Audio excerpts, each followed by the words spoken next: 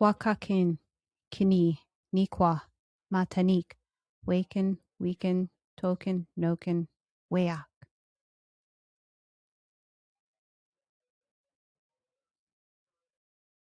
Sacred kin, people together. The nation remains a whole. The council speaks with one voice. In every person, there is an inner fire. When it burns unintended, it consumes. When it is honored, it becomes light.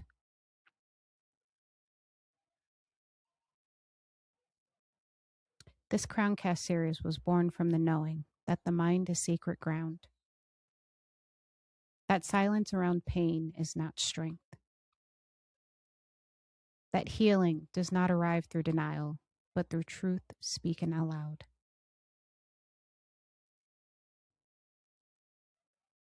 The inner kingdom is a calling inward. To name what has been hidden. To give language to what was endured. And to restore balance where fragmentation once lived. Here, mental health is not treated as a flaw, but as a living rhythm. Shaped by story, memory, trauma, culture, and love. This series opens space for men who were taught to endure without expression. For women who carry unseen burdens across generations. For bodies and spirits taught to feel shame instead of safety. For those who have survived control, manipulation, and erasure. And are ready to reclaim themselves.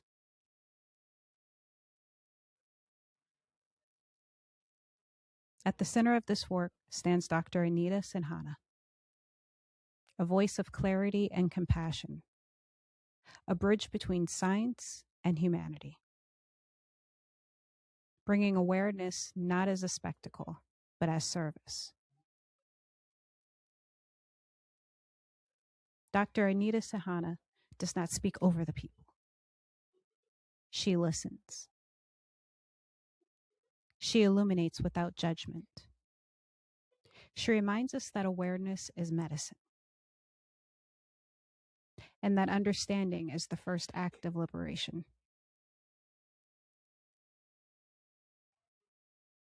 Her presence in this series is not ornamental. It is intentional. She brings light where confusion once lived. Language where shame once silenced. And dignity back to conversations long avoided.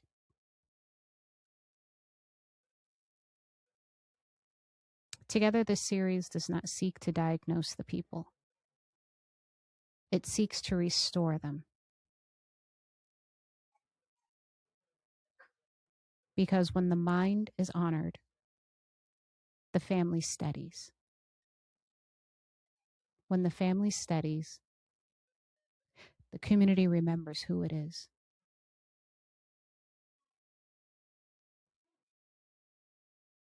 This is not just a podcast. It is a return, a reckoning, a healing fire tended with care. And in that fire, the inner kingdom rises, whole, seen, and sovereign. Good day, everyone. For generations, mental health has been treated as a private weakness rather than a public responsibility. We were taught to push through exhaustion, to dismiss anxiety, and to hide depression behind productivity. Strength became synonymous with silence. But silence does not heal, it isolates. Mental health is not an individual failure, it is a collective reality. It affects how we lead, how we love, how we parent, and how we survive. When mental health is ignored, families fracture, communities suffer, and cycles of pain repeat themselves unchecked. Today's conversation is not about labels or judgment. It is about truth, about recognizing that tending to the mind is no different than tending to the body. and that asking for support is not a sign of weakness, but of self-respect. This episode opens the door to a conversation many never allowed to have. And once that door is open, healing can begin. This episode is titled Breaking the Silence, Why Mental Health is Everyone's Business. Dr. Aninda Sidhana, how are you? I am good. How are you, First Lady Swinton? I am great. Thank you for asking. So We're going about mental health being everyone's business. Absolutely. That family friend, silence does not heal, but silence rather causes more damage. So, yes, we are here to break the silence together. I absolutely love that. We're going to take it in pretty much two aspects. We're going to take it from the cultural lived lens, and then we're also going to take it in the clinical lens. This way people can see viewpoints from both sides. Now, Yes. when And people hear the double lived experience and double the degree, I always say, like psychosexual medicine and psychiatry, double the lived experience because two broken marriages. So who can be better person to break the silence? Now, when people hear the phrase mental health, what emotions or assumptions tend to surface first? And where do you think those beliefs come from? This is coming from the cultural lived lens. Okay, so basically, yeah. If not only cultural and lived ones, even the doctors, even as a psychiatrist, if someone tells me to take, I have seen many doctors, they don't take treatment. They also are stigma. They also have a lot of stigma. So it's like a societal stigma as we don't, the moment the mental health comes in, we all start feeling shame and stigmatized. Instead of treating it as like a normal part of the body, we treat it as something alien because when a body part is fractured, we tell everybody. We call everyone like, how am I? And I'm having pain. When our mind, like it is just a bend, it is not an end of the life. And we are just, it's not about being broken. It's about just being stuck somewhere or burnout, and no, everyone cannot be labeled, so that's the thing. But people start labeling as being crazy, being out of the mind, and they also have a stigma of that lifelong medications will be given. But in even thyroid, some people take lifelong medication, and even hypertension. So I believe that it is just the stigma, societal fear, and earlier it was used to be like black magic has been done, and these things which have to be broken. And mental health should be seen as a biopsycho-socio-spiritual model, because it is the causes are biological also, then psychological, how the adverse child experiences they also affect us in the later life, and how our parenting has been, then the life events, social factors, and the culture. And the diagnosis also varies from culture to culture. In India, something is diagnosable, then that might be normal in US, and in US something is normal that might be abnormal in India. So it depends, and culture has to be taken care of. And we cannot diagnose everybody because nowadays normality is a myth. No one is normal, I believe, and we all are chasing perfection. It's a myth, normality. And it's just like we have to, until and unless there is a social, occupational, and relational dysfunctional, to an extent that person is not able to work, diagnosis cannot be made. So labels are not for people, they are for jars. That yes, labels are for jobs, not people. Now, on the clinical lens, from a clinical perspective, how do you describe mental health beyond diagnosis or crisis points? So, of course, beyond diagnosis, I believe nowadays diagnosis is, anyways, we can't diagnose everyone, and everybody is going through stress. Everyone is fighting a battle, and you never know. So, be kind, first of all. Every smile is hiding a story behind. There cannot be greater agony than carrying an untold story inside.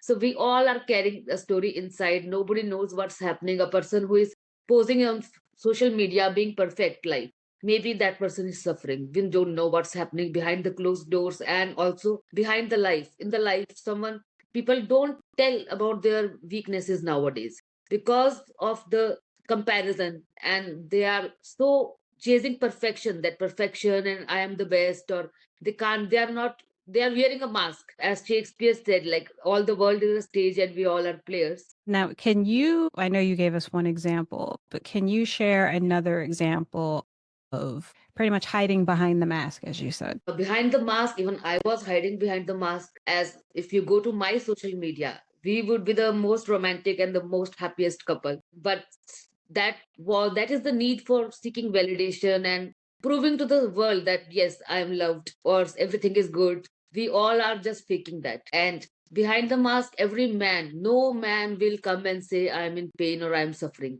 But feelings don't have gender. They also suffer after divorce. I believe men also suffer. They are also lonely, but they are taught as a stoicism. During stoicism time they were taught that men are supposed to go to war and women are feminine. But nowadays no man is going to the war, and that protective feeling of being a provider is being carried as a paycheck, not as a like soldier.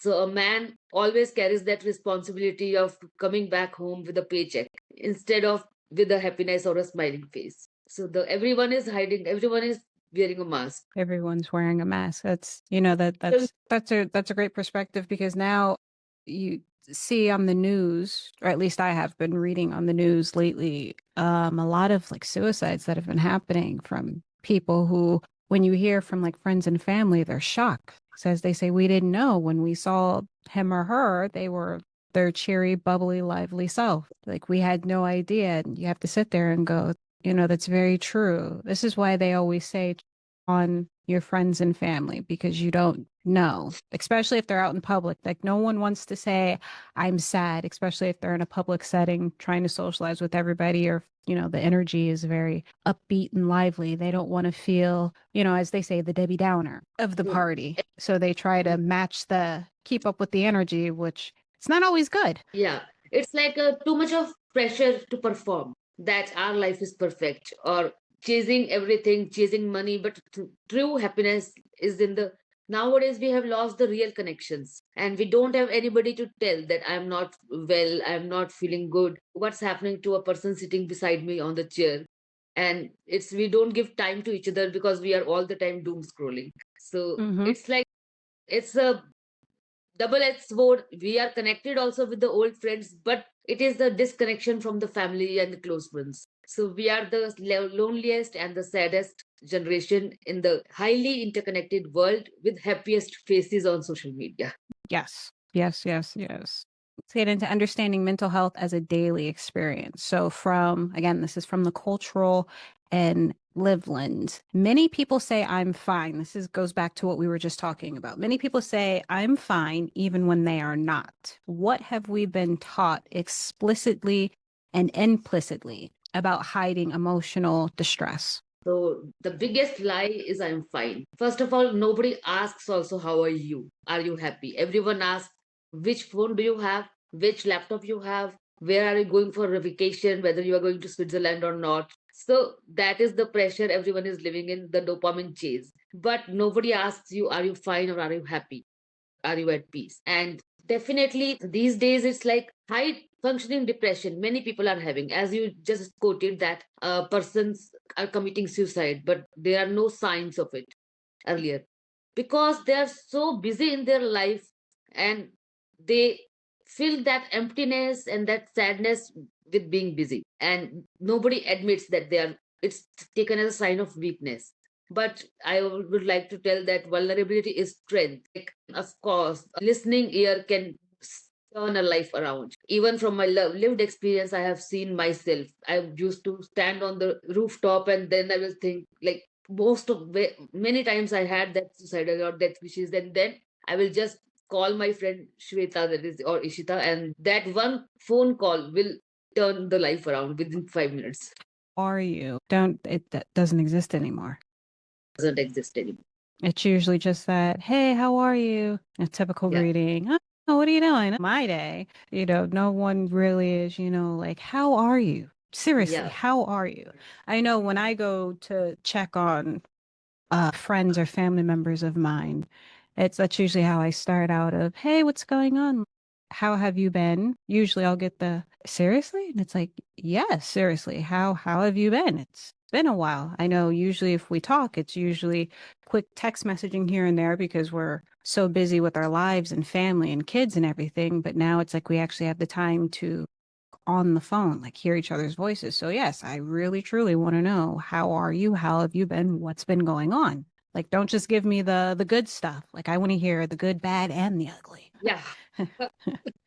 Real friends, they are, I guess I call those friends whenever the ugliest time of my life comes. And I know because they are there, the life, whatever happens in life, I know that life is not impossible or it's easy. Not that difficult. They make it easy. And yeah, everyone just keeps on asking, like, what have you achieved? Without, nobody asks without your title and recognition who you are.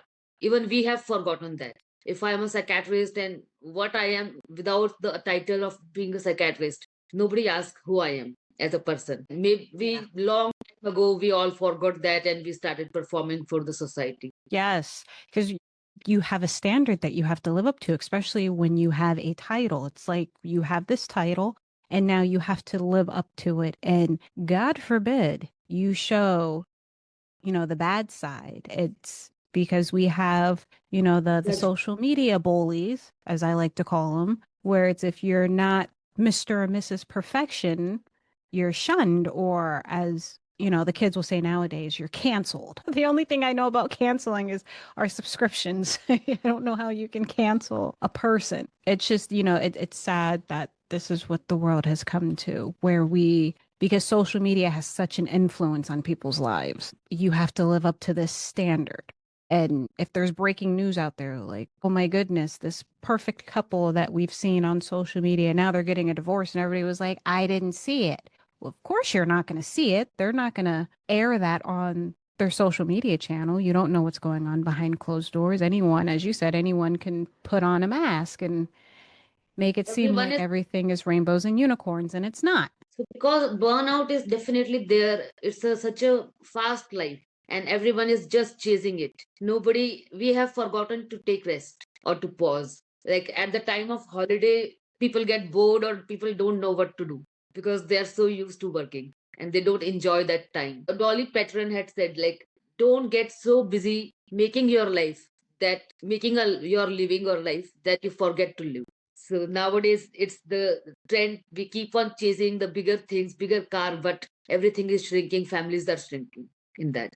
Yeah, they say, what is it? You hear all the time where they say, don't put your job first because something happens to you, you're replaceable. Yes, you are replaceable, whatever happens to you. So please enjoy the life. And definitely, in the end, we all become stories. I always say, in the end, we all become stories. So at least be the have a story to be told, Yes. adventure, full of adventure and full of everything. You bring up the holidays where everyone's so busy during the holidays. I look forward to the holidays because that's my brain. I'm usually so busy leading up to the holidays to where when it comes, I'm like, sigh of relief. I can sit back and relax and kick up my feet.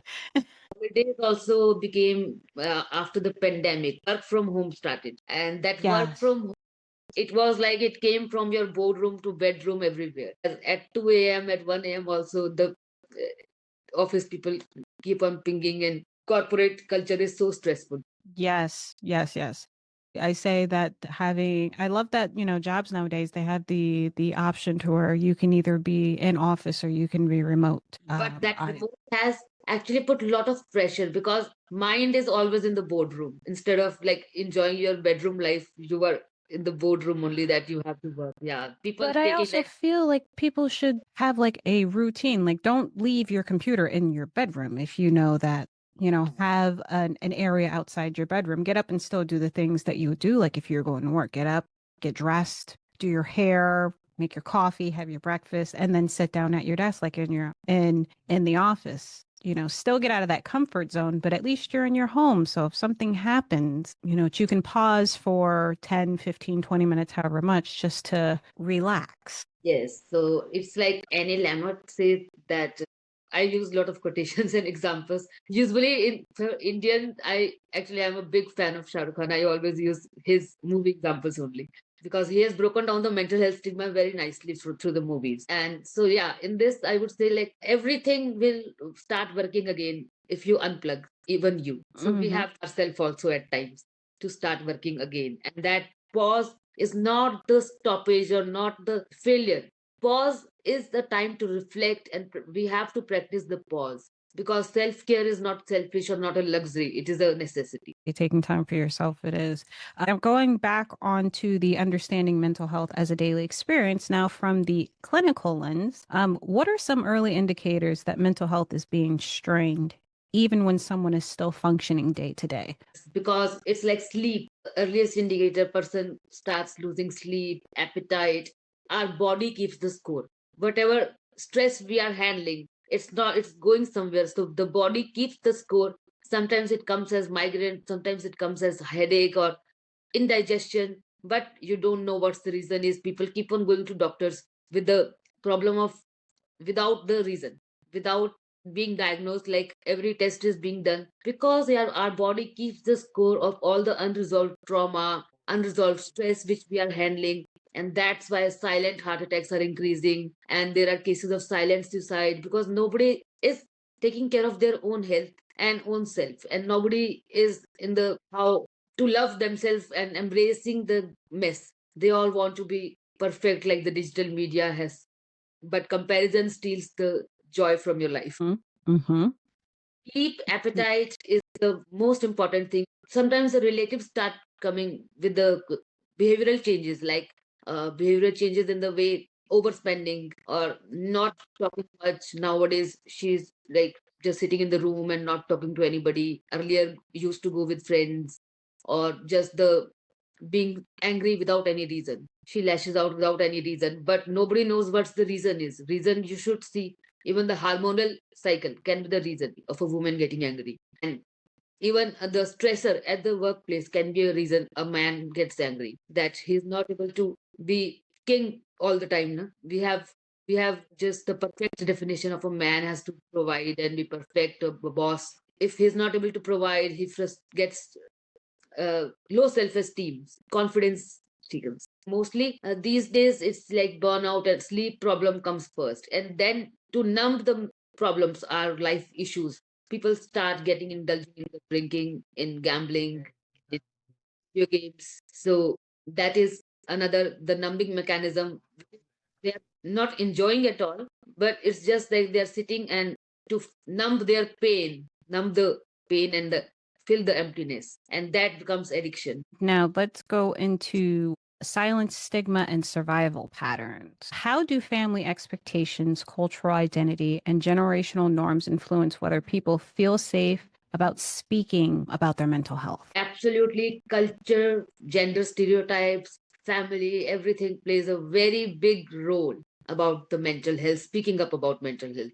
Even any issues, nobody, many families, they don't talk to each other at all, and nothing deep. Deep connections are very rare these days, where you can open up your heart and open up your feelings. So that is very rare, and nobody cares also. Everyone is so self-absorbed. So that is there. And definitely stigma around mental health is gender stereotypes. Both ways it is there. Like females, they are supposed to be the caregivers all the time. In Indian culture, especially, they are supposed to keep husband first and keep the children first. And I think everywhere it's inbuilt that no, no.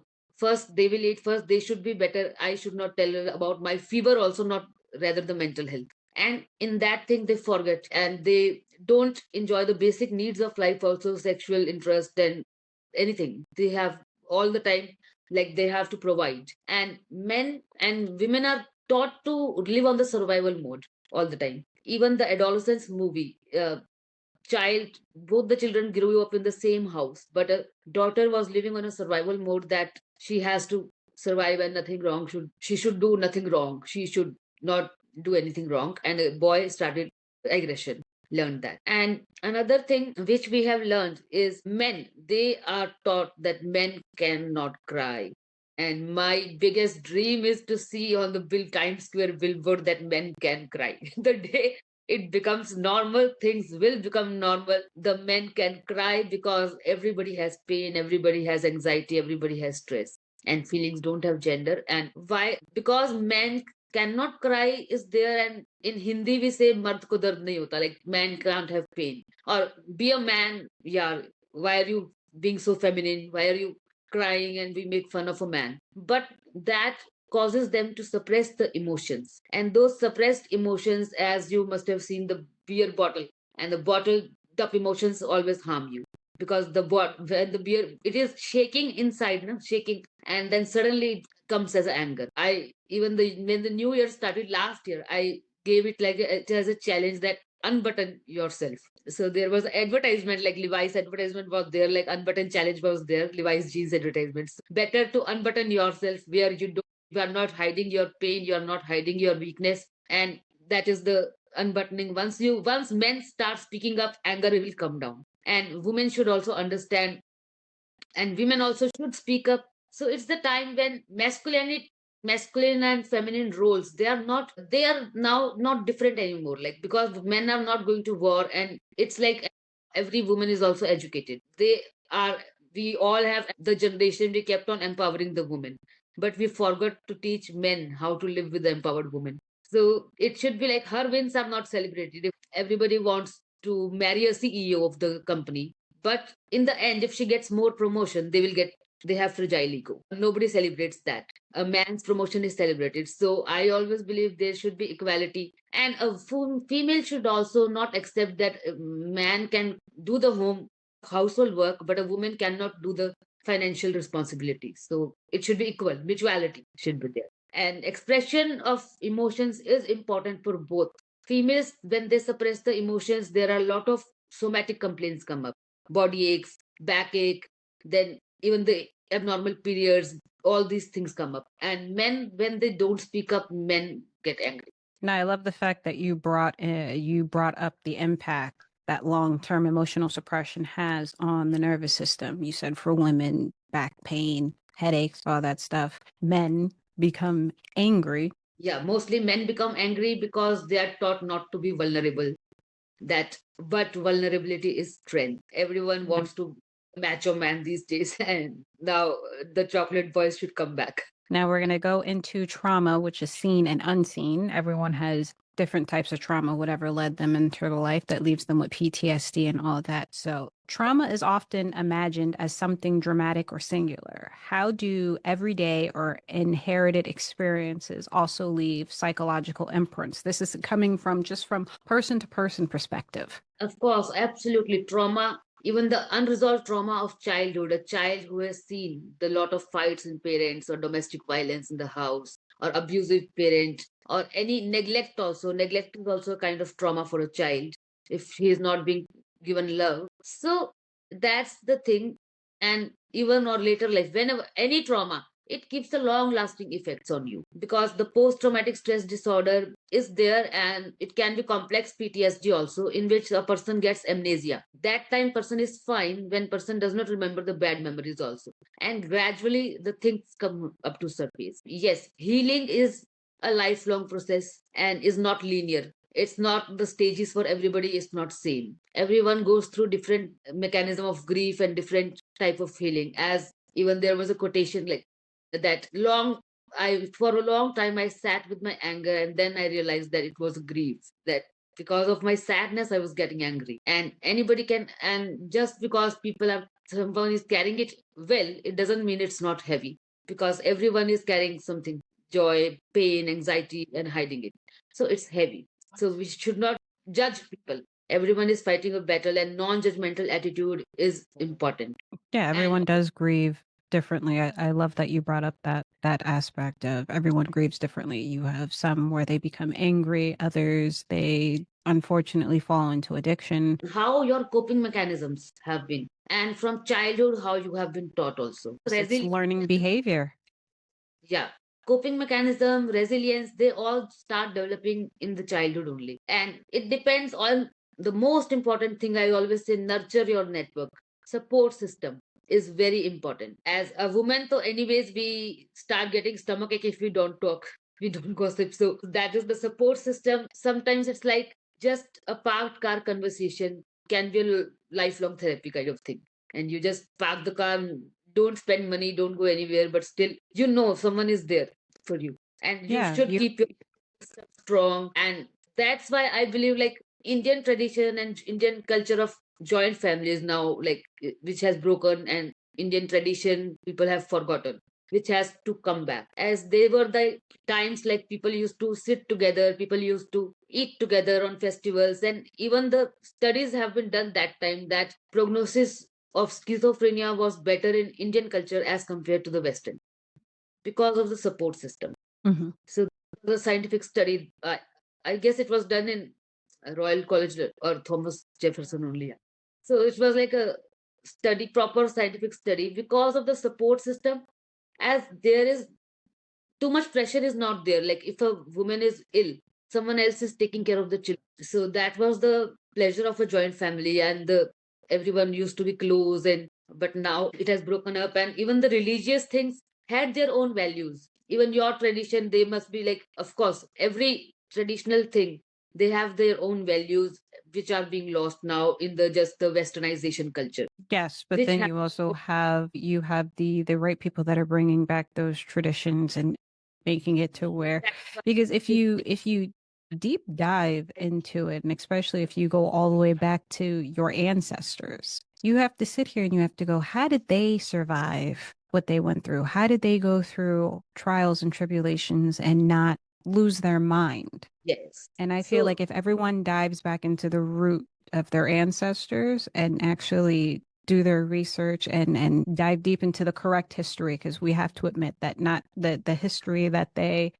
talk about now, it's not always right. It's someone that is putting a little sprinkle on it to make it sound better, rather than, okay, this is what really happened. It may not be happy, but this is what happened. So of course, it's very important to know the history, as we should. That's why we should teach children about what our culture was, what our ancestors were, and they should know what all struggles they have gone through, and even our own struggles, so they know the value. And people also should not.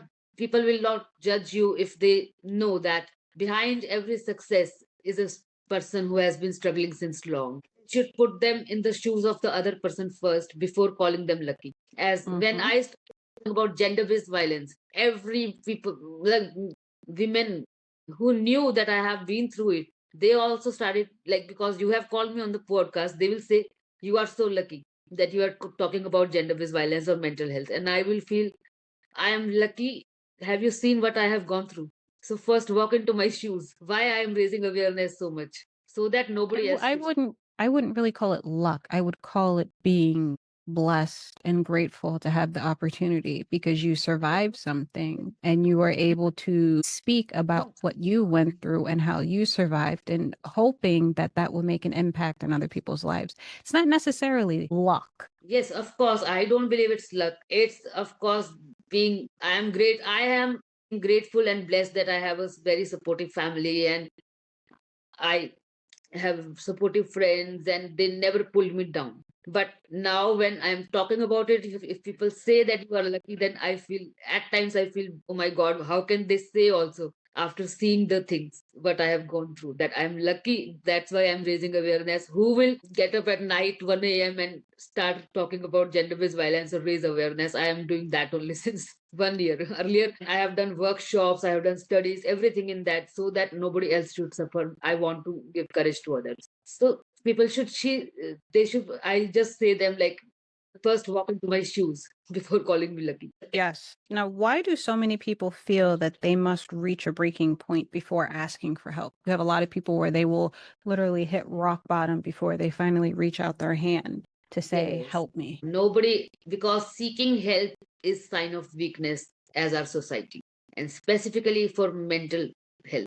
So that's why I say mental wellness nowadays, it should be preventive only. Like emotional regulation classes and love languages, relationship issues, all those should be taught earlier life also only, and coping skills in childhood only they should be taught. And nobody wants to admit that they are broken, but it's not broken. Broken is beautiful also. And as the Japanese art is there, the kintosuke, in which there is the gold part. So ruin is a gift, and ruin is a gift to transformation.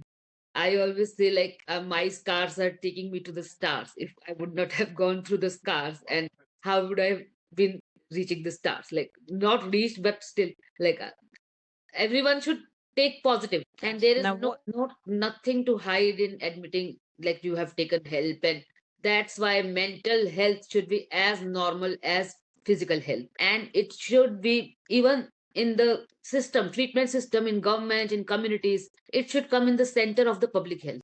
The way we have been eradicating tuberculosis, AIDS, and similarly, mental health should be done. It should be like mind should be considered as a part of body, the way the leg fracture is there. So everything can be broke, everything can be healed, can be mended. What are the misconceptions about therapy or mental health care that most commonly keep people from seeking support earlier? So first of all, like the last thing I want to say, that wound is a place where the light enters in.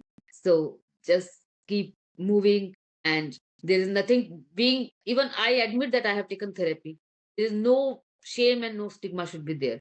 Because if I have fever, I go to doctor and take medicines. Similarly, and there is the stigma, that's why people reach the breaking point, at a point that they can't. Suicide is never a wish to die, it's a cry for help, cry for a pain to end, but Well, why do they you can't think that people are afraid to go to therapy or, seek their mental health care?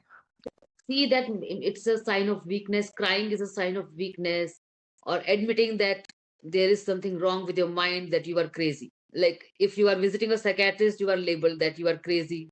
And you then there is a lot of stigma that marriages don't happen. People hide a mental illness before getting married. Rather, they don't know that a spouse can be a best support system, and person can get better, they can get regular medications, but nobody tells. And if someone tells, then they don't get married. There is a lot of stigma. Then there is a job. Still now insurance companies have not started giving insurance for mental illness. And the job, if you write someone has mental illness, then they start calling the medical board, and whether a person is fit enough to get back to duty is also a thing. Yeah, So that's very true. because of all this and the societal pressure, definitely. Earlier, I have even seen people being chained up. Like my dad has a foundation, works in a foundation with Dr. Dhanesh Gupta from Singapore. They have unchained around 130 people who are chained like animals. You can't believe that a lock has to be broken. Person being chained like animal, like a buffalo or a cow, because everyone has a myth. A person who has mental illness is angry always, can harm you, or is not treatable. So actually, I have seen like there are 130 people still now in this 2025 I'm talking about. Like imagine. So it's the society myth only, and just because they think like medicines have to be taken lifelong. Most of the time, medicines have to be taken lifelong because people drop it in between and they don't complete the course. They stop going to the doctor. They stop going to the therapist. So regular treatment that can prevent you from taking lifelong. And even if you have to take medicine lifelong, I don't think there's a harm. Diabetic people take tablet lifelong. Many diabetics, many people with cholesterol, they take. Then why? And mind is the first thing we should have normal, and like mind, we should be kind to our mind first of all. We should take care of our mind. Then only our body will be. We can have a sound body in a sound. But Well, there actually is some medication. Actually, there's a lot of medication out there where if you have the right kind of doctor who's actually does their research and everything, when it comes to medication, medications aren't meant to be taken lifelong because it can cause harm to your body, psychologically as well. That's why you have a lot of medications where if you are prescribed, that it puts you on for like a short amount of time. But it also depends yeah, on what kind of doctor that you have. If you have a doctor that's just all about, oh, well, I can keep them on this medication, and as long as I keep them on it and they keep coming back, yes, there's my paycheck. And then you have other doctors where it's okay, I'm going to put you on this, but it's only going to be, say, for like 3 to 6 months. And then we're going to do, blood work to see how you're doing. And we're going to take you off of it, or we're going to lower your dosage. yes, of course. That is why regular follow-ups is necessary. And another thing, people have to take medication for a long time because they reach psychiatrist after a long time, because a pathway to psychiatric care is very long. One a person will go to the faith healer, go to the religious, everybody else instead of a psychiatrist getting treated. And the more the gap is, the disease has increased, and the chemical imbalance, neurochemical imbalance has increased and worsened. That's why prognosis becomes poor. So if you start even for a small problem, you start going to a psychiatrist and start therapy, of course you will not need the medication only. Once you start feeling uneasy, once you start having some problem in the life, everybody has life events, everybody has goes through the stages of life, divorce, job loss, financial loss, death of a family member, and when they at that time they can seek support, so therapy can treat them. No? They will not have to take treatment. Now, to go on to the next subject, awareness as prevention. What does emotional awareness look like in real life? No, not in ideal conditions, but in everyday stress and responsibility. So first of all, emotional awareness, like emotional intelligence is more important than IQ. EQ is much more important than IQ these days. And life skills are more important than the general knowledge, I believe. And in schools nowadays, United Nations has started the emotional regulation classes. Even the government of India has started. That is the key, that we should raise our children to be emotionally regulated, that they should know, they should be able to name the feeling, name the pain, name the anger, name the joy, name it, like I'm feeling jealous, I am feeling sad today. Once they start naming the feelings, things will start improving. And emotional regulation, they should be taught how to control the anger. It should not be they all those things. And earlier at times there was meditation in all the religion, there was prayer time, meditation time. That was a time to pause and reflect. Even children used to sit that time. And that is why it is important to tell them about our traditions, about our ancestors. So, emotional awareness these days, everybody is so busy in the phone, TV, or digital media, that they don't have time to process only their emotions, what they are feeling. It's like a always on. They don't get off it, and it's always on button is there, and they are just doom scrolling, and nobody has a time to feel what they're. Many people are feeling empty, and many feeling of emptiness is there. Just to fill that emptiness, they keep on doom scrolling, then low self esteem, and which increases with the social media by comparing with the other person, that he has a size zero, I don't have.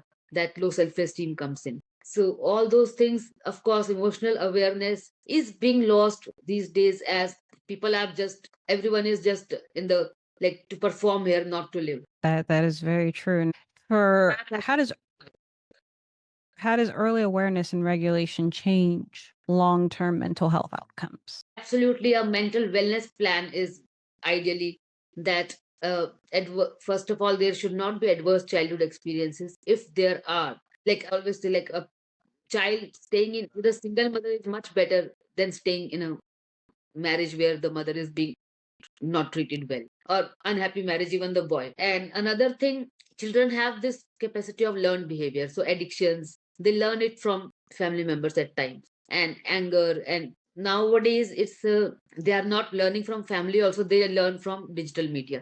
Nowadays media is only raising our kids. So then there is a adverse childhood experiences happens. Every child is born with a silver spoon, but still one has to taught resilience. Resilience has to be taught, that yes, anything bad can happen, anything can be taken away from you, so not to cry on the chocolate being taken away from you. We also put in the efforts and bring back our culture, then the things will improve. As all these later life, they affect a lot, and many unresolved trauma, adverse childhood experiences only lead to the later life they have been taught in childhood. So that is the Now, when we're healing without shame, so shame often accompanies mental health struggles. As we have seen, it's not only scientifically been proven, but it's also in living color, it's proven. Now, where do you see shame showing up mostly strongly in people's stories? shame, even in accepting that, I believe, even the smallest of the thing, because what we all are learning here, it's a learning process. Life is a learning curve, and I can learn from you, and every conversation can lead to a lot of learning. So it's not that someone else is better than you, or you are not up to the mark. We should learn from each other, because smallest things also, people, like, even if I don't know how to operate an iPhone, Apple phone, Yeah, but I mean, that's because why they have the classes at Apple. I know how to operate it, but I'm, if I don't know, still I will be ashamed. Why? Nobody, even a slightest of the weakness, nobody understands. No, people That's don't try to take. that's interesting. What will other people think? So what's there? We are learning from each other. Yeah, but there's no shame in if you don't know how to do something. I mean, it's all life is about learning. When you Yeah, come out of the womb, you're not Albert Einstein. You don't know everything. And as you're growing up, there's things you have to learn. I mean, that's why we, get our education because we're learning things. If we knew everything, yeah. we wouldn't So it's have. degrees and titles don't mean anything. The most important thing to learn is empathy and humanity and the kindness. That how you treat the other person, the person who is below you. That's For that's very empathy, true. No. thing which the most difficult thing to learn and has to be learned. To empathy, all the United Nations developmentals, all the 17 goals will be achieved. When we talk about collective responsibility, we talk about the roles of families and workplaces and communities that play um, and the mental health, children and adults. Like I know for my family, we encourage openness. There's no said, don't be silenced, don't suffer in silence. Let us work Yes. together to help fix, Hmm. So whatever it is that's going on. collective responsibility. And we all need, man is a social animal. We all need each other.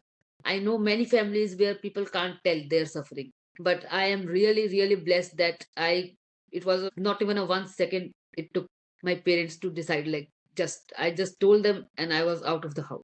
The biggest illness nowadays, what other four people will think about me and society. But society doesn't have time only to think about you, first of all, though. Nobody has time these days, and you should live, not suffer because of just societal shame and the stigma. And our collective responsibility is raising awareness, first thing, because prevention is better than cure. So once we start raising awareness, going to the schools, teaching about emotional regulation, life skills, and once the men can cry, you put on the billboard, things will change. You talk about going into, schools and talking about it. And I've noticed that sometimes in schools, like most times, teachers and staff, they can tell if, there's something going on with the student, especially if you have a student that's very outgoing and bubbly and, just talking to everybody. But then when you have the kids that are just, they're always quiet. You usually have to call on them to get them to speak. How is it possible for people to see the signs in the ones that are silent all the time? If they're struggling mentally. I feel like that's where, granted, we have to, everyone needs to be paid attention to. But when you have the Yes. ones that are just always quiet, like how do you break them out of their shell to find out what's going on with them? But it depends. Like some people are like, if someone is outgoing, it doesn't mean that they have attention deficit hyperactivity disorder. We can't judge. Every person has a different personality, like the rainbow. I was talking about like when it comes to mental health, like if you have someone who has a outgoing personality, usually with Yeah. those, usually we can pick up on that. So, first of all, mostly at times, some hidden traumas are there, or that hidden fear is playing a role. That person is not talking at all. We can start a compassionate ear and a compassionate listening ear can change everything. Once the person starts feeling safe, safety net, mental safety nets we should build up around us. That a person should feel safe in front of you. That if I tell my parents anything, they will not shout at me. The child will come and tell you. So be friend to your child first. Atypical depression is like person starts sleeping more, eating more. That is also a depression. So any change in behavior should be noticed that from the usual.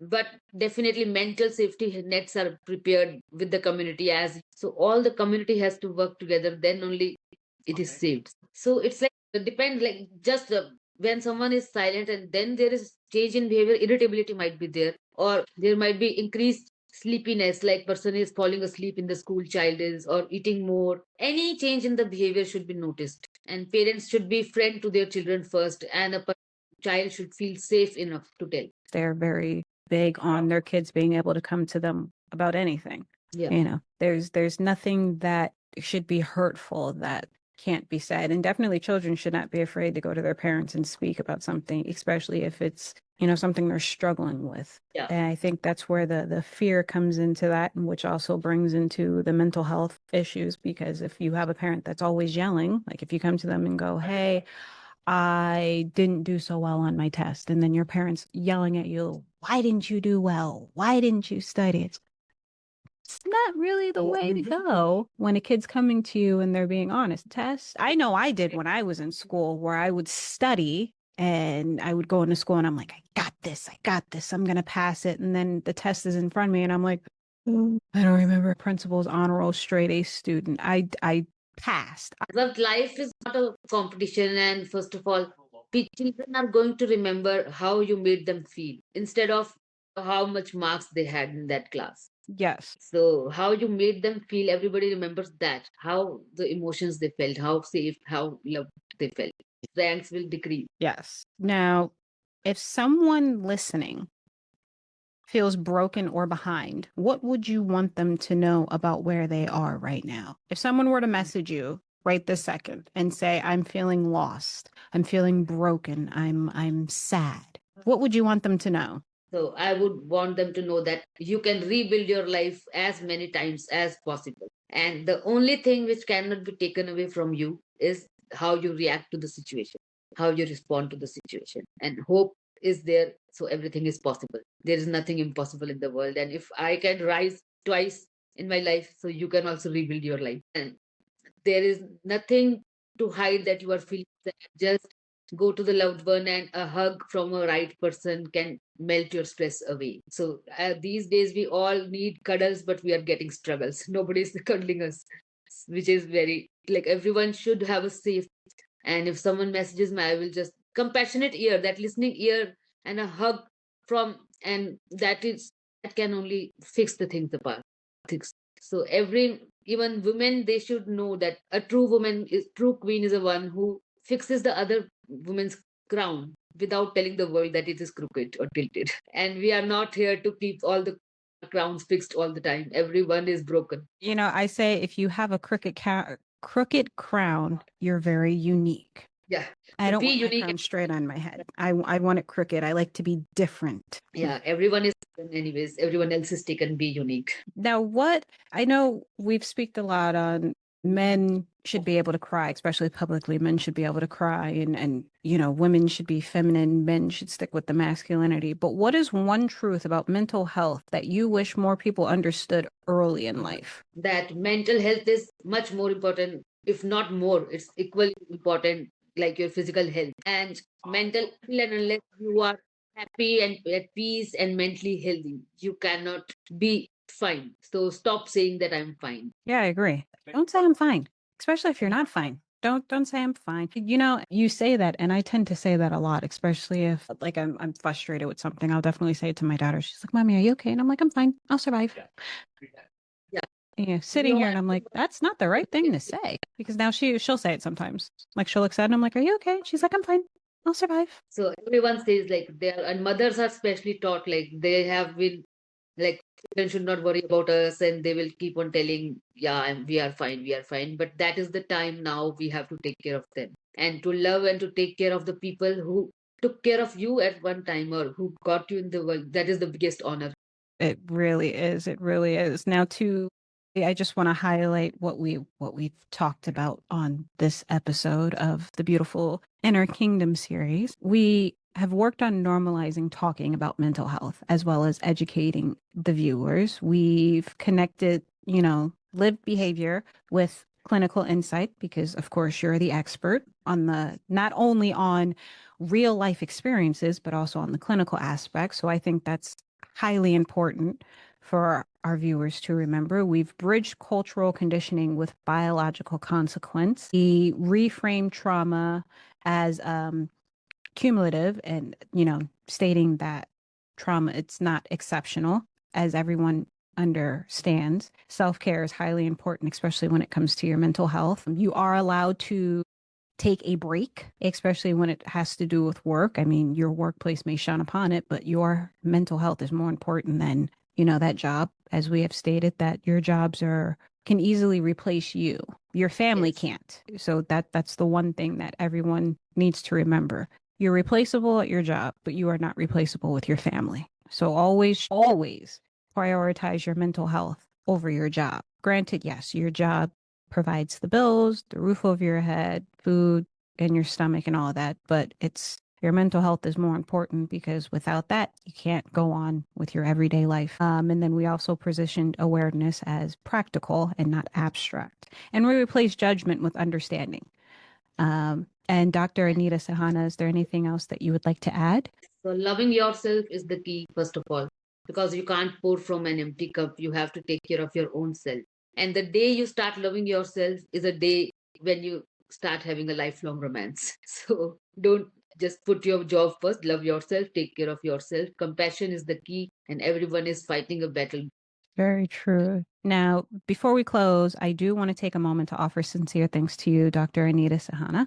And she will be back for the next episode as we will dive in further into mental health awareness and sexual awareness, as well as men's and women's sexual awareness. Dr. Anita Sahana, your presence is not just informative, it is grounding. You bring clarity without judgment, depth without overwhelm, and wisdom without hierarchy. In a world that often speaks about people, you speak with them. You have a way of illuminating difficult truths while still making space for dignity, humanity, and hope. That is rare, very rare, but it's a powerful gift that you have. Through your work and your story, you remind us that awareness is not something to fear. It is something that restores agency and self-trust. So I want to thank you for holding this conversation with care and, for educating the viewers where they are and for helping to turn silence into understanding. The impact of your work extends far beyond this episode, and it is deeply felt by myself and also by the viewers. And we are grateful for your voice, your integrity, and the light you bring to conversations that truly matter. And Thanks a that is a lot. gift that we are Yeah. very grateful for you to I am, have. yes, I am grateful to, I don't know, I feel like I'm being loved like a daughter by Grand Chief also. So I'm really grateful, and the compassion and all is very, I'm really grateful. And it's our duty, like we all are together. It's to bring the humanity back. This kind That's of empathy that is important. that to everyone listening. If this conversation resonated with you, know that awareness is already a step toward healing. You are not behind and you are not alone. And if you Yes. need someone to talk to, we are definitely here. Yes. You can give my email ID or put it under the podcast. I will definitely share. I want to thank everyone for their time today. Tune in next week when we will go on to episode 2. Have a great day.